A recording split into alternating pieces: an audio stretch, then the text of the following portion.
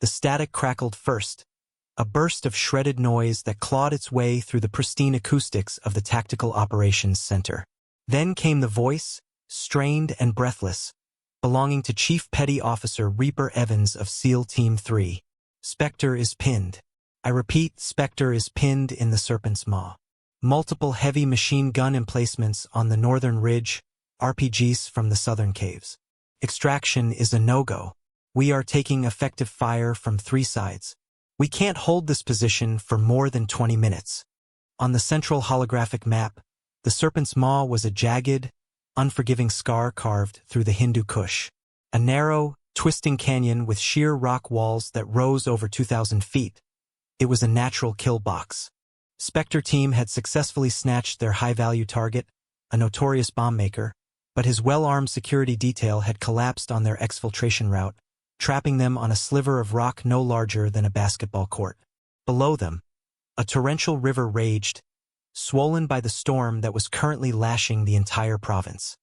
Colonel Marcus Thorne, commander of the Joint Special Operations Task Force, stood before the map, his jaw set like granite. His face, a roadmap of desert campaigns and sleepless nights, was grim. "Air support?" he asked, the question of formality.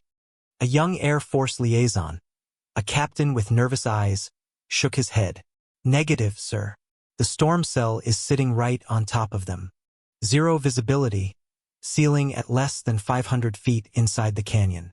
The wind shear is prohibitive. No fixed-wing asset can get in there. The Raptors said it's a non-starter, and the Warthogs can't see a thing to target." "What about the Pave Hawks?" Thorne pressed, his voice dangerously low.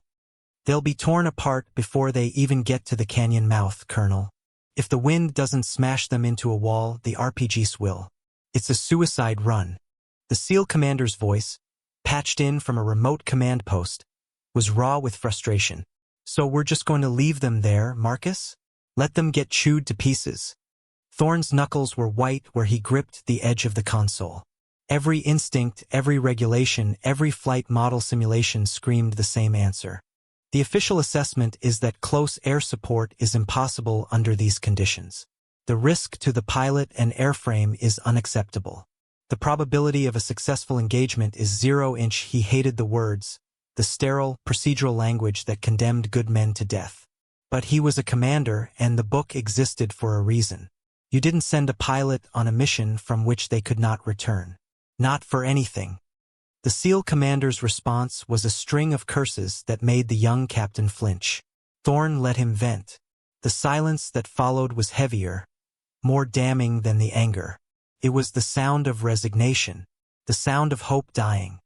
Then, a quiet voice cut through the tension from the back of the room. "Zero probability is an assessment, Colonel. Not a fact." All heads turned. Major Anya Rostova stood by the coffee machine, her flight suit hanging loosely on her lean frame. She hadn't been on the duty roster tonight.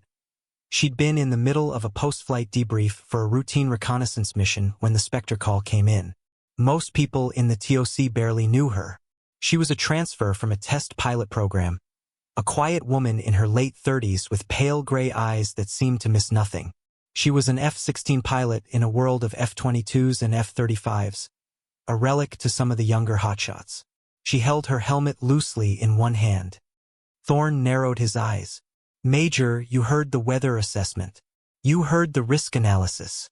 "I did," she said, her voice even. "The models are based on standard ingress and egress vectors. They don't account for non-standard approaches. There are no approaches, standard or otherwise," Thorne countered, his patience wearing thin.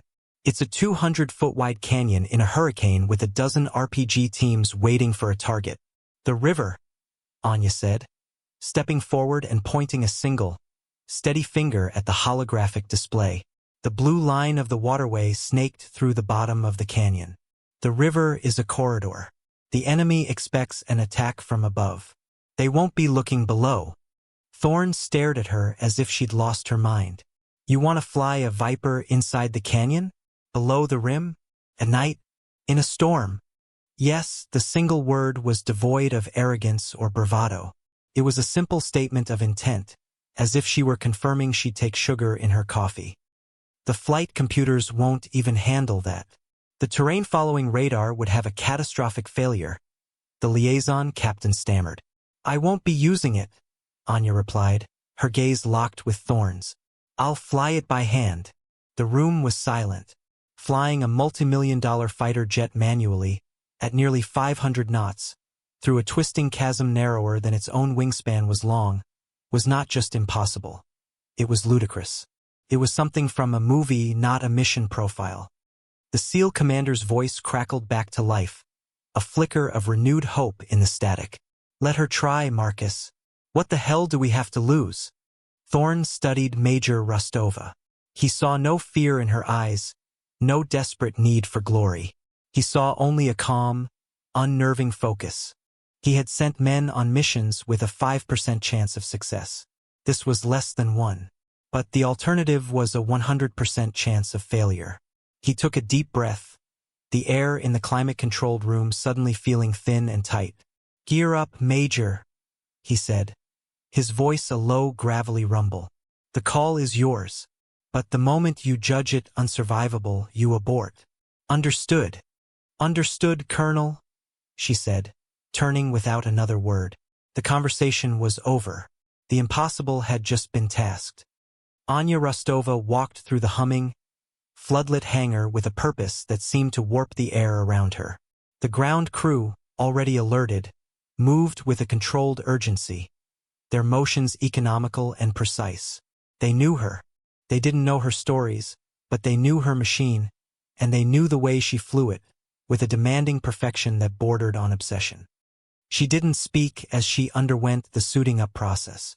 The rhythmic clicks of buckles, the hiss of oxygen connections, the solid weight of the G-suit settling around her legs.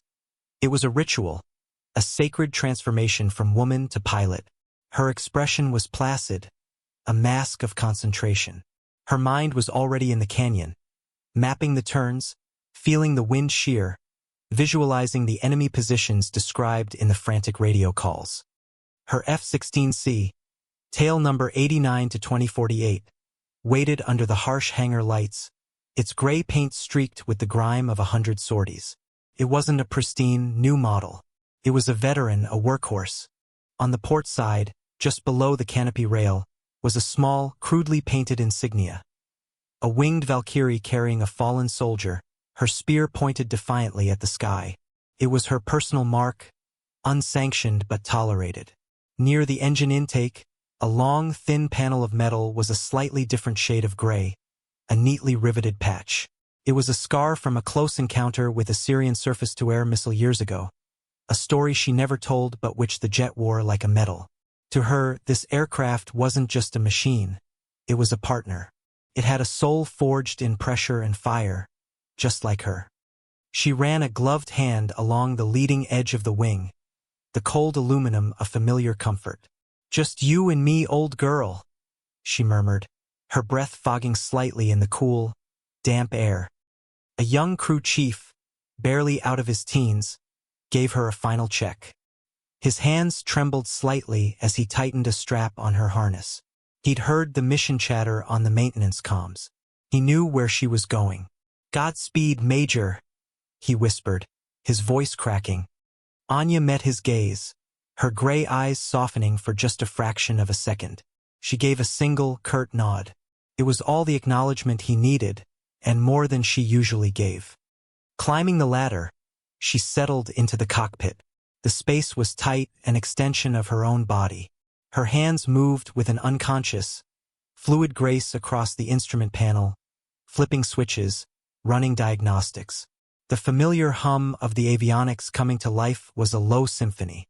She wasn't just starting a jet. She was waking a sleeping predator. The twin multifunction displays flickered to life, bathing her face in a green and amber glow. She ignored the automated flight path suggestions, the terrain warnings already beginning to flash. Her plan wouldn't be found in any pre-programmed mission file. The canopy hissed shut, sealing her in her own world. The roar of the outside world muted to a distant hum.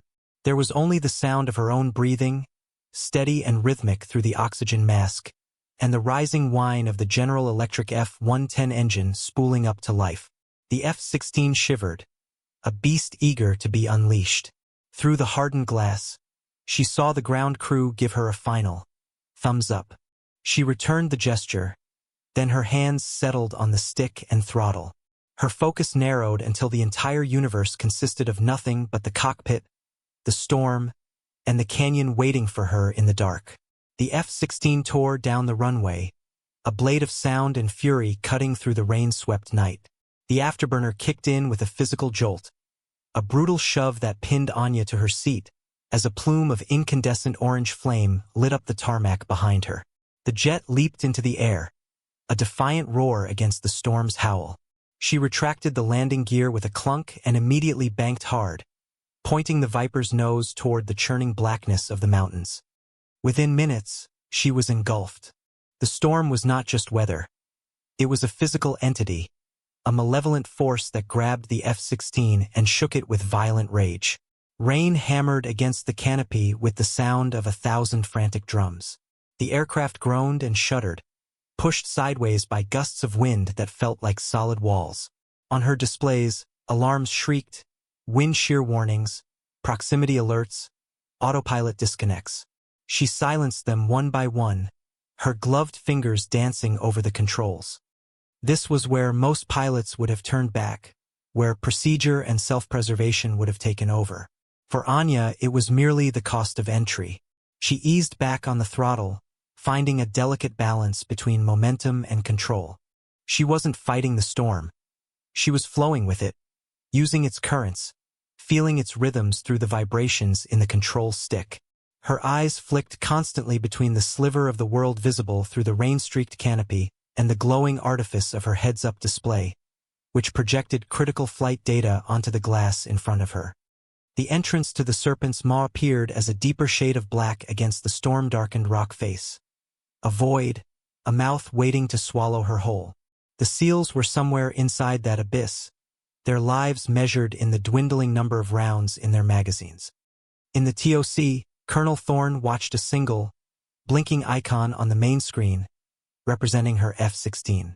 It moved steadily toward the red, polygon-marked danger zone of the canyon. Everyone else in the room held their breath. They saw a symbol moving toward certain destruction. Thorne saw a pilot pushing past every known limit. "She's not turning back," the liaison captain whispered, a note of disbelief in his voice. Anya took a deep, controlled breath. "Going dark," she transmitted, her voice calm and steady. She switched off her transponder and external lights, vanishing from all but the most specialized tracking systems. To the enemy, she would be just another ghost in the storm. She pushed the stick forward, and the F-16 dipped its nose, diving towards the canyon mouth. The ground proximity warning system screamed a solid, unending tone of imminent impact. She ignored it. This was the moment of commitment. The rock walls rushed up to meet her, seeming to close in on her wingtips. She was no longer flying over the land. She was flying through it. The world became a claustrophobic tunnel of wet stone and swirling mist. The roar of her engine echoed back at her, trapped between the narrow walls, a sound that seemed to shake the very foundations of the mountain. She was in. On the besieged ledge, Reaper Evans was lying prone behind a meager outcrop of rock, the stock of his rifle cold and wet against his cheek. The rhythmic crack-thump of enemy machine guns was the soundtrack to their final moments. A round sparked off the rock inches from his face, spraying his helmet with stone chips. 2 mags left, his teammate shouted over the din.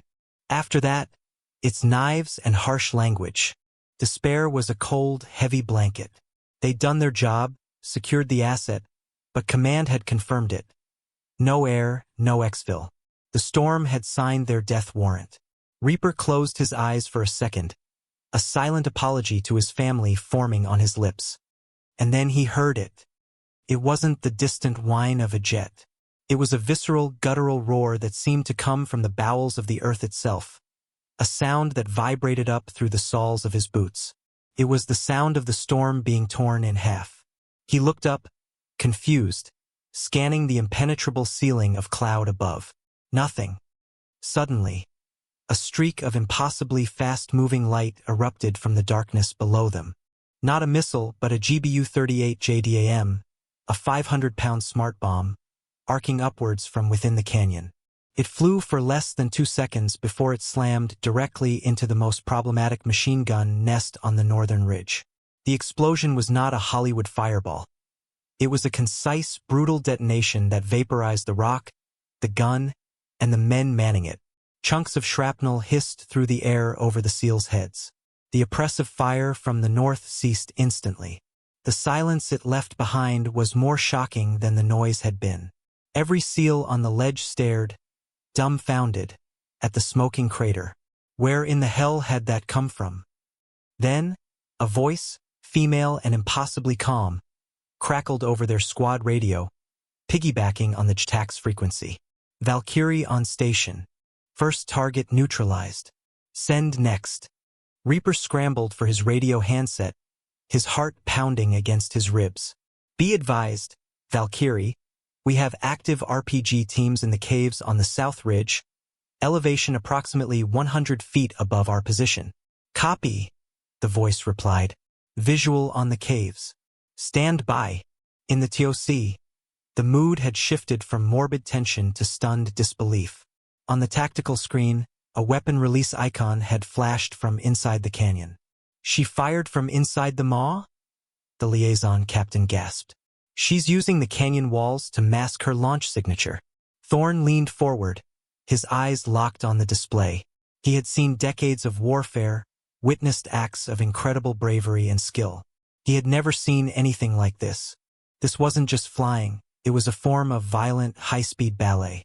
A deadly art form. The name on the pilot roster file came to his mind. Rostova Anya. Call sign Valkyrie. He finally understood the name. She wasn't just a pilot. She was a chooser of the slain, a decider of battles. And tonight, she had chosen to save Spectre Team. Anya's triumph was short-lived. The enemy, while momentarily stunned, was not unsophisticated. They had planned for an assault, and now they adapted with terrifying speed. They had assumed no aircraft could get to them, but since one had, they deployed their countermeasure. Valkyrie, be advised. Reaper's voice crackled, a new urgency in his tone. Movement from the eastern cave system. Looks like they're setting up. Shit, it's a Manpad's team. Strela, maybe Igla. They're setting up on the cliff face opposite us. Anya's eyes flickered to her RWR, the radar warning receiver. It was still quiet. The Strela was an older, infrared-guided system. It wouldn't give her a radar lock warning. It would just fire. Her first warning would be a missile seeker locking onto her engine's heat signature. A plume of smoke. And then, oblivion. The equation of the battle had changed. She was no longer just the hunter. She was now prime prey, trapped in a stone corridor with a wolf that could see in the dark. Copy that, Spectre. I see them, she said, her voice betraying no hint of the adrenaline surging through her veins. Her F-16 was a massive heat source, a blazing torch in the cold, wet canyon. To a heat-seeking missile, she might as well be the sun. In the TOC, the tension ratcheted up to an unbearable level. A red icon popped up on the map, labeled with the Manpad's threat symbol. It was positioned perfectly to cover the only real straightaway in this section of the canyon. Valkyrie, what's your status? Colonel Thorne's voice came over the command channel, cutting through the local chatter. The formality was gone. It was the direct, concerned query of a commander to his most critical asset on the field. Engaging the new threat, Colonel, she replied. Her mind was a whirlwind of calculations. Altitude, airspeed, angle of attack. The missile team was nestled in an alcove, partially protected from a direct overhead strike, not that she could perform one. A strafing run was an option, but it would expose her to their launch envelope for a precious few seconds. Too long. A bomb was too slow and could miss the narrow target. She needed something fast, precise, and utterly unexpected. She scanned her weapons display. 2 AGM-65 Maverick missiles remained. Air-to-ground, TV-guided. Perfect. But she needed a clean line of sight to get a lock, and from her current position deep in the canyon, the alcove was obscured by a bend in the rock wall. "Spectre," she said, her voice clipped. "I'm going to make a hard pass from the west low level. Keep their heads down. I need a 2-second window to get a lock." "Copy, Valkyrie. We'll make M blink," Reaper responded, understanding immediately. He and his team laid down a ferocious volley of suppressive fire at the cave, forcing the missile team to duck for cover.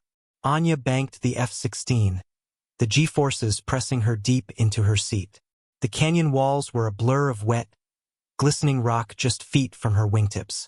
She was flying on pure instinct, her hands and feet making thousands of micro-adjustments to the controls, a dance of human and machine.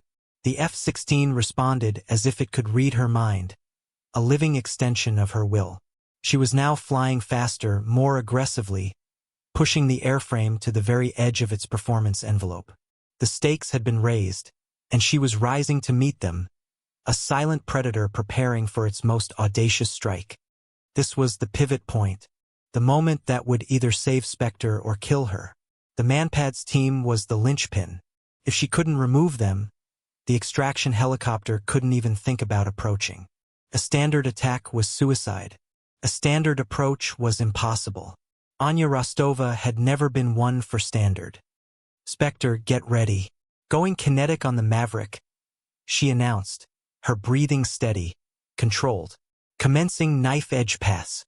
In the TOC, Thorn heard the transmission and his blood ran cold. "Knife-edge?" he repeated to himself. It was a high-G, aerobatic maneuver used in airshows. It was not a combat tactic employed in a 200-foot-wide canyon in a thunderstorm. It was insanity. On the ground, Reaper heard the call and flattened himself against the rock. "What the hell is a knife-edge pass?" his teammate yelled. Reaper didn't answer. He just knew it was time to hold on to something. Anya pushed the throttle to the firewall. The afterburner ignited with a roar that shook the canyon. The F-16 leaped forward, accelerating with breathtaking violence. She was approaching the bend that hid the Manpad's team. Instead of trying to fly around it, she rolled the aircraft 90 degrees onto its side. Her left wingtip pointed at the storm-choked sky. Her right wingtip skimmed just feet above the raging river below. The cockpit was now sideways, the world a confusing panorama of vertical rock and churning water. The G-forces were immense, a crushing weight trying to tear her from her seat. Her G-suit inflated hard, squeezing her legs and abdomen, fighting to keep the blood in her head. Her vision started to tunnel, the edges turning gray. She fought it with practiced breathing techniques, grunting against the strain. Through her canopy, she could see the river spray kicking up from her own engine wash. The rock wall was a solid, unforgiving presence less than 50 feet from her helmet.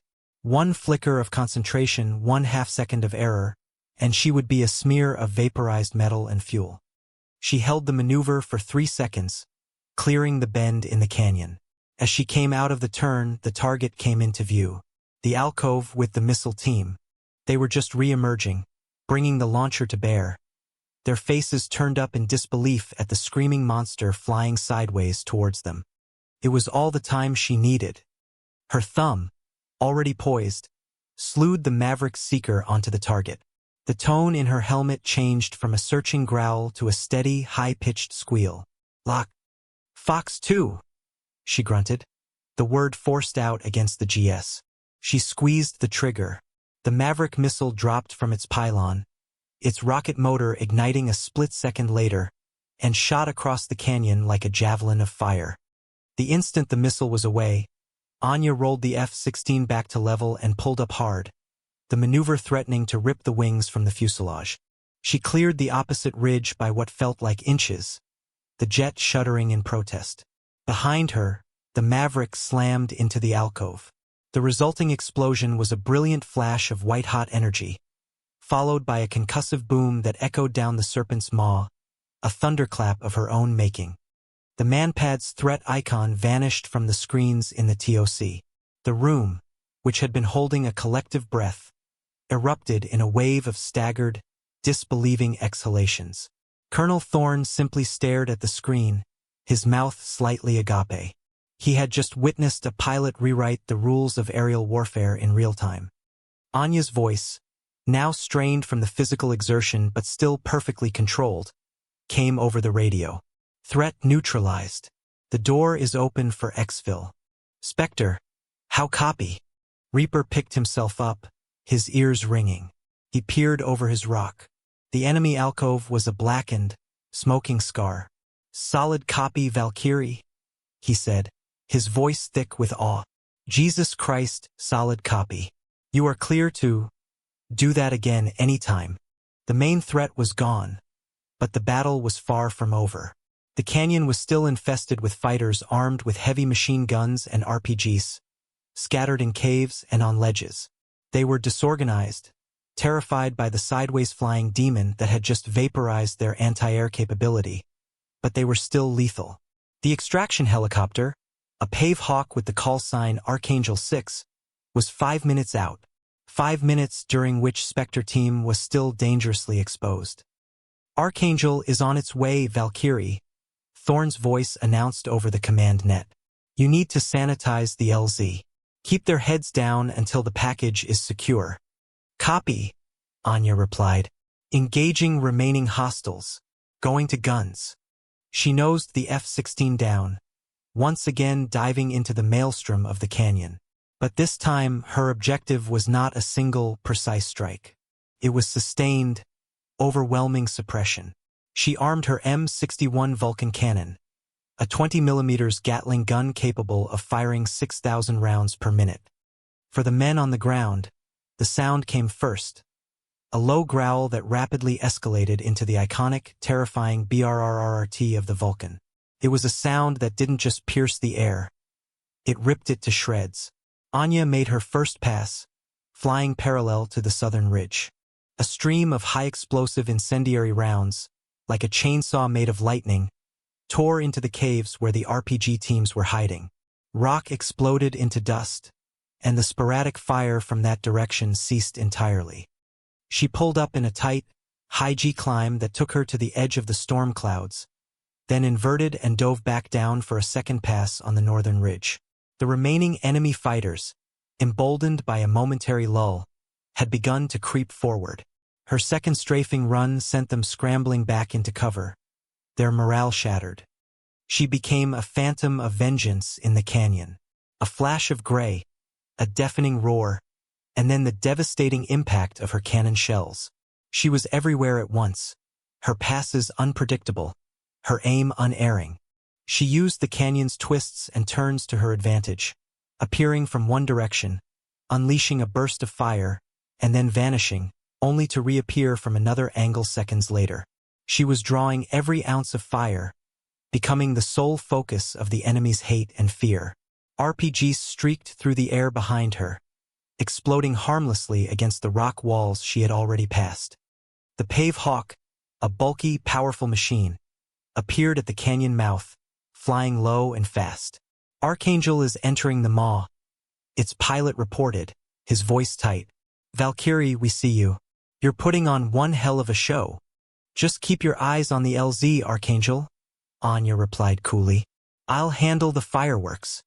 As the Pave Hawk descended towards the SEAL's position, its rotors whipping the rain into a frenzy, Anya performed her most dangerous maneuver yet. She flew a slow, deliberate pass directly between the helicopter and the known enemy positions, intentionally making her F-16 the biggest, loudest, most attractive target. It was an act of supreme confidence and breathtaking bravery. The remaining enemy fighters took the bait. Every weapon they had left was thrown at her.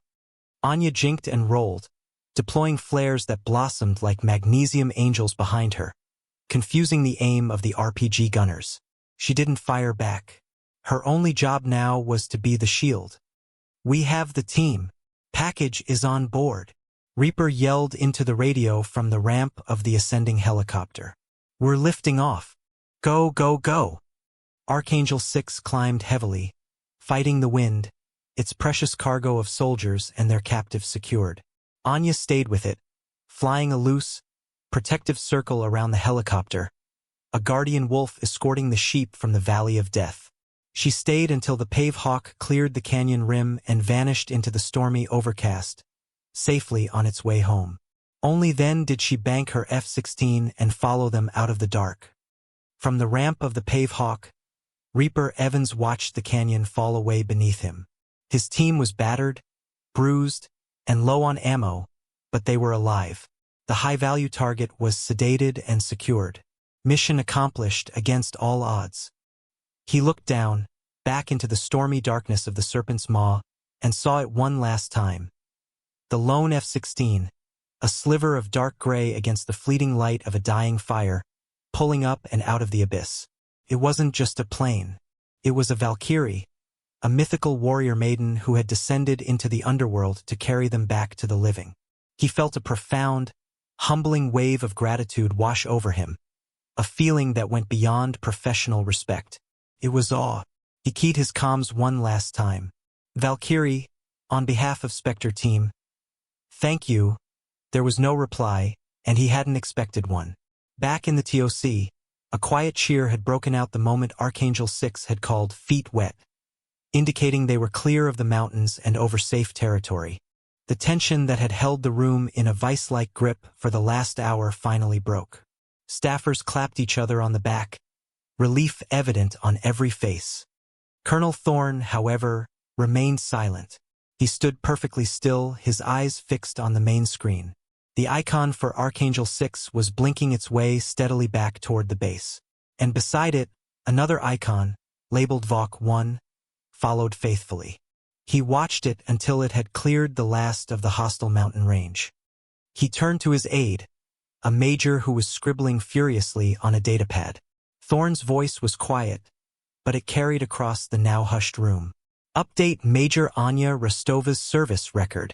The aide looked up. Sir? Effective immediately, Thorne continued, his gaze still on the screen, as if speaking to the icon itself. Add a formal commendation. Citation for exceptional sortie execution under extreme conditions resulting in the successful extraction of critical assets and personnel. He paused, searching for the right words, the sterile, official language that could never truly capture what he had just witnessed. And add a personal note from the task force commander. Note reads, Major Rostova demonstrated a level of instinctive precision and aerial mastery that defies current tactical doctrine. She achieved the impossible, that's all. The aide, stunned, simply nodded. Yes, sir. Thorne turned and looked at the faces around the room, the liaison captain, the intel analysts, the comms technicians. He saw the same look in all their eyes. It was the look of people who had just witnessed the birth of a legend. The SEALs had said it couldn't be done. The weather models said it couldn't be done. The book said it couldn't be done. And a lone pilot in an aging F-16 had proven them all wrong, not with words or arguments, but with pure, undeniable action. The respect in that room for the quiet major was now a palpable, unshakable thing. It had been forged in the storm and fired in the canyon, and it would not be forgotten. The storm had broken by the time Anya's F-16 touched down. The runway was slick and black, reflecting the pearlescent glow of the airbase lights under a clearing sky. She taxied her Viper, 89 to 2048, not to the main flight line, but to a quiet, isolated hardstand reserved for post-combat inspections. The jet moved with a weary grace, like a marathon runner crossing the finish line. She cut the engine. The thunderous roar that had terrified a canyon died with a final, sighing whine. The sudden silence was profound, broken only by the frantic ticking and pinging of superheated metal contracting in the cool night air. The smell of burnt jet fuel and ozone hung heavy in the humid atmosphere. The canopy hissed open, releasing the pressurized air of the cockpit. For a long moment, Anya didn't move. She just sat there, her helmet off, letting the clean, rain-washed air wash over her face. Her flight suit was soaked with sweat. Her muscles ached from the strain of the G-forces, and a deep, bone-weary exhaustion was beginning to set in. But her mind was calm, serene. The hyper-focused state that had sustained her through the mission was receding, leaving a quiet emptiness in its place. She unstrapped herself and climbed slowly down the ladder. Her boots made a soft metallic sound on the aluminum rungs. On the ground, the crew chief who had seen her off was waiting. He held a set of chocks in his hands, his face illuminated by the jet's navigation lights. He didn't speak. He just looked from her to the aircraft, which was still radiating heat in visible shimmers. He could see new streaks and scores on its skin from flying so close to the rock walls, a testament to the violence of its passage. Anya walked to the nose of her aircraft. She reached out a gloved hand and laid it gently on the fuselage, right over the scarred, mismatched panel near the intake. The metal was still incredibly hot, a living warmth that seemed to pulse under her palm. It felt like the flank of a faithful, exhausted steed. There was no formal debrief needed, no after-action report that could capture the synergy between her and this machine in the last hour. It was a bond of trust forged in the crucible of impossible odds. Her quiet touch was a silent thank you, a gesture of communion between pilot and partner. The crew chief moved forward and placed the chocks under the wheels with practiced efficiency. As he straightened up, he met her eyes across the shimmering heat haze rising from the jet. He gave her a slow, deliberate nod. It was not a salute. It was something more profound. It was a gesture of absolute earned respect, from one professional to another. Anya returned the nod, a small, almost imperceptible acknowledgement. No words were exchanged. None were needed. The silence of the tarmac, the cooling engine of the F-16, and the quiet understanding in a ground chief's eyes were all the recognition she required. She turned and walked away into the darkness, leaving the jet to rest, its silhouette a monument to the legend forged that night in the heart of the storm.